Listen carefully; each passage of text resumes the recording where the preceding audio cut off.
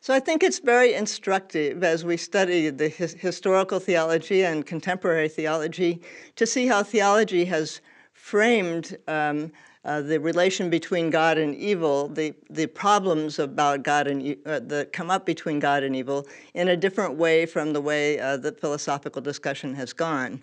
In theology, it's more or less assumed that God is within God's rights as creator to make the world as God wishes.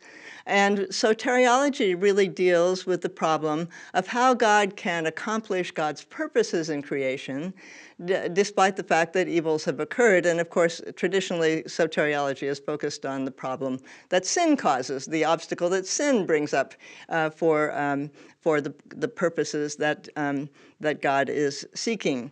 But I think one thing that we can learn from that way of framing the question is this: soteriology isn't asking, why did God permit evils in the first place? It's asking, how can God bring about God's purposes, bring them to make a success of God's project, despite the fact that evils are occurring? What is God going to do about it now that now that the worst has already happened? What is God going to do to make good on that project? And I think that that's a really helpful framing, because when we look at the worst evils, the ones that are prima facie life ruinous, and say, well, why would God permit that? Most answers that we can think of make the problem worse. You think, oh, well, if God is the kind of person who would permit that to get an excellent cosmic excellence, you think, well, then God doesn't really care about us, does God? And so forth, right? So basically, it's best to think about, well, how can God make good on this, and how can God be good to the persons despite what has occurred?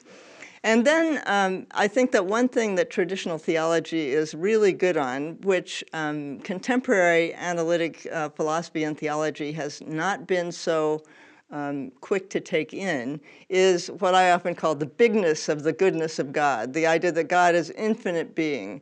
We say that God is a being greater than which cannot be conceived with Anselm, but we don't really take in what that means. And I think that the medieval philosophical theologians really did have a vivid appreciation of the size gap between God and creatures. And one of the important features of this is that it allows them to appreciate how the good that God is, never mind what God does, it's the good that God is infinitely more than we can ask or imagine, and how appropriate relation to that goodness might actually be something that could meet and defeat the horrendous evils that so many people experience, right? And so I think that trying to live into and to recapture what the phrase infinite being really amounts to is really important for appreciating a Christian solution to the problem of evil.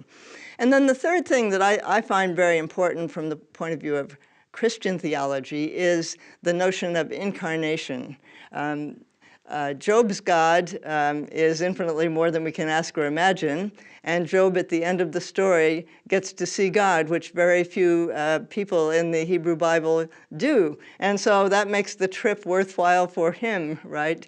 But the Christian God goes further. The Christian God doesn't ask more of human beings than God asks of God's self. The Christian God becomes a human being and not only is able to know what it's like for us within the infinite capacity of the divine consciousness, but to know what it's like within the finite frame of God's own human consciousness, and to what it's like to suffer and prima facie life ruinous evils within the frame of a human life. And that solidarity of God with us is something that helps to weave up our own experiences of the worst evils into our relationship with God, which on the whole and in the end could have a happy ending in the life to come.